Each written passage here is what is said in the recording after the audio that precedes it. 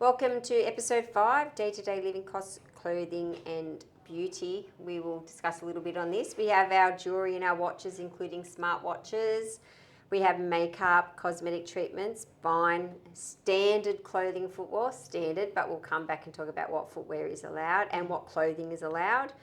I think one of the areas that will be an issue is manicures, pedicures, false nail application, and body art, and hair treatment.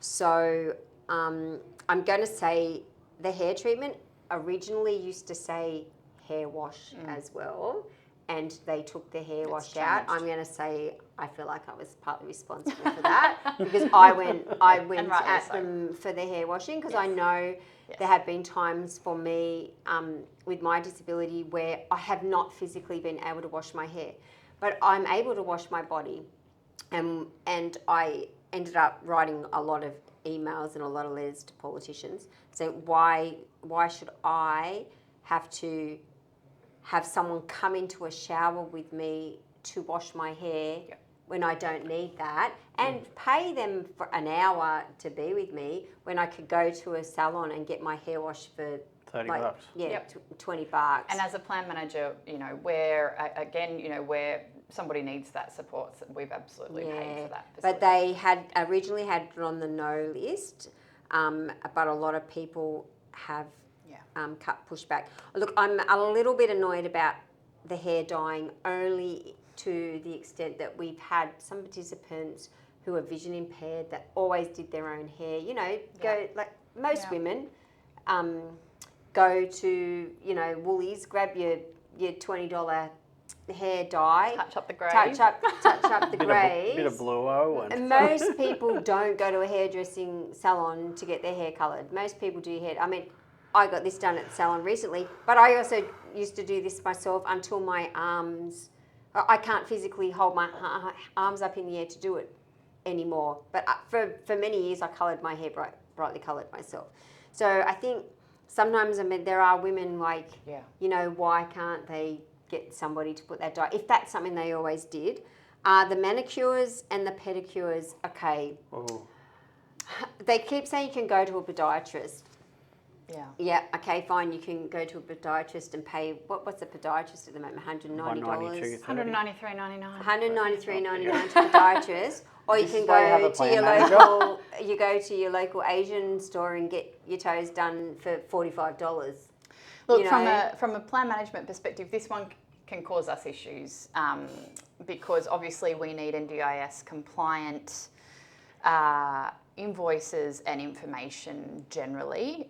Sometimes it doesn't necessarily need a line item. I mean, we can go, we can talk about that for, till the cows come home. But generally, if we can see what it is, we can facilitate under the right line items. But a lot of those places won't provide an NDIS compliant invoice. So that's where, from a plan management perspective, it does get tricky. So if they did, it's possible, because it's the same as the manicures.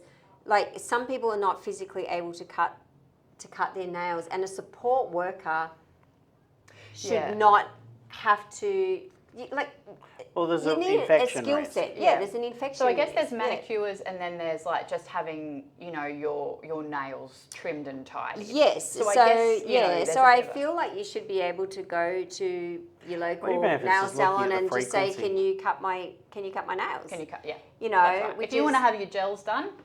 Yeah, you pay for it. Yeah, so I think that's going to be a bit of an issue. So that might be an interesting one. Yeah, but the hair washing, that's 100%. That's in now. No cuts or treatments, that kind of thing. But yes, absolutely hair washing. This is where co-design comes in. Yeah, 100% with these nuances. Yeah, standard clothing and footwear. So that's standard clothing and standard footwear. So if you have special modified shoes, like are they the Billy shoes or those sorts of shoes? Every human's a great example. Yeah, modified clothing. There's a lot of organisations that make. I think there's one adaptable or. Yes. There's lots of them around where you're in a chair and they've designed clothing specifically for you. I think one of the hardest issues is I actually had a participant with multiple sclerosis. We were able to get her specific bamboo clothing because which was a lot more expensive than she normally would buy for herself because she just couldn't regulate The her body temperature. Yep. And this clothing, and I don't know how much of an issue that will be now to get that over I the think Now line. that was one of our mutual Yes, a participants. mutual participant, yeah. And I guess the way we did get that over the line was that we had a lot of documentary evidence, Yes. around why that was required. And so we, as the plan manager, were able to put that on file so that if there is any kind of audit in the future, we had really good, clear evidence around why. Why that was. made. But I feel like now, if it were to happen now, I think it will be a lot harder. Look, it would be tricky. It would be one at this point. I would want to have some guidance. The other thing you've got to probably take into account as well with the changes in the new legislation, utilisation of funding is linked to impairment, whereas previously that was sort of a bit of a pseudo rule, but there was supposed to be like a whole of person approach. Now we're sort of boxed into what the NDIS has on file in terms of Yes. And we don't know what those impairments are. And Yes. that's Great coming, transparency. right? Yeah, this is that part is of So- the January. notices and in Yeah. future we'll likely get our impairment lists, which just sound cheaper. Yeah, I can't wait to be told what's wrong with me. Though it might mean that, say you might have a complex health condition that may not actually be on the plan, but might actually cause a risk to you. Yeah. Some of those needs might actually be forgotten, and in those instances, who helps? Well, this can go one of two ways. I think it could help. If there's more information there, and more support comes from that. But as you say, it might just box somebody in, meaning they can't access. Yeah, it's always a risk with new legislation and over-regulation in sectors. Sometimes more red tape and black tape don't exactly fix problems, they can create new ones. Unintended ones. Like the main focus of a lot of these changes is to rein in the costs of the NDIS. We've got to make sure that we're not losing the original intent of the scheme, which is to help create like an ordinary life and security for people that have significant disabilities. Right. And I don't know about you, but it's very difficult to slice me down and determine what's responsible for Yes. what impairment. We're Yeah. complex. Yeah.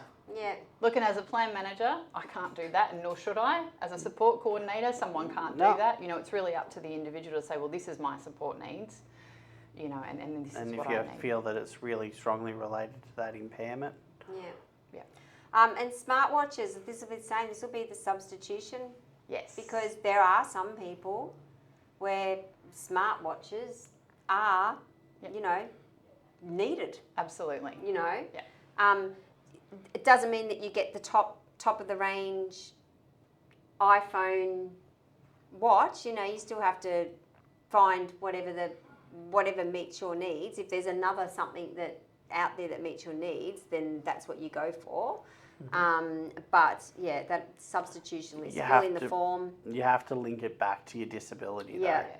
So you can't just get a new smartwatch because you want to be able to track your exercising or No. whatever. With the general. No. If it's like a falls alert and you have like a disability that impacts your stability, great, for managing safety.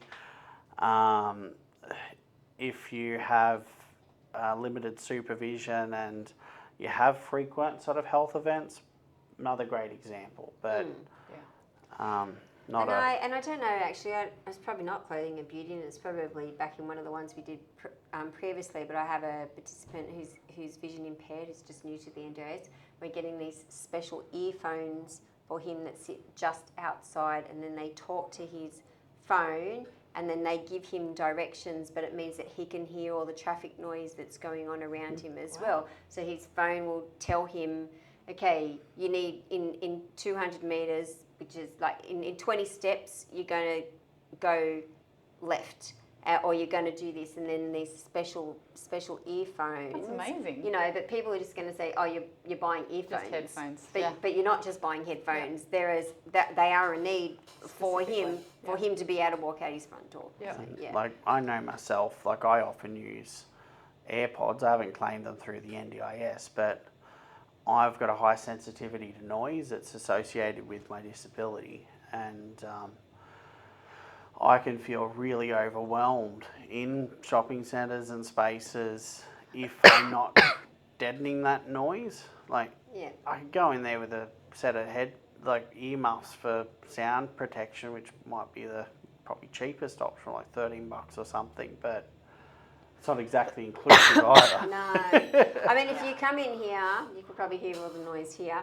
You'll see, because we employ so many people with disability here, and a lot of us are autistic, a lot of us have headphones sitting on our desks to just drown out that noise so we And get overstimulated. like in that case, it's not just a standard headphone, it's something that actually has noise deadening. But Yes. on those sorts of requests, again, you've got to have evidence and justification. Yeah. It's really going to be the value for money And value for around money. those types of things, yeah. And likely with the substitution rule, you've also got to show how you're reducing the cost of other supports. So it's like a trade-off. So like say you want your headphones, you're probably going to have to say that might mean that you're going to need a support worker less for something or Yeah. another need. Yeah, and hopefully there's something you can trade off, because I feel like there are some things, like maybe an air conditioner, that you might need to regulate Yes. your temperature. What are you going to trade? Yeah. Give me an air conditioner, or employ someone to stand with, fan you. with a fan or a feed you blanket grapes. to take off and on you. Anyway, awesome, great. Thanks for watching episode 5.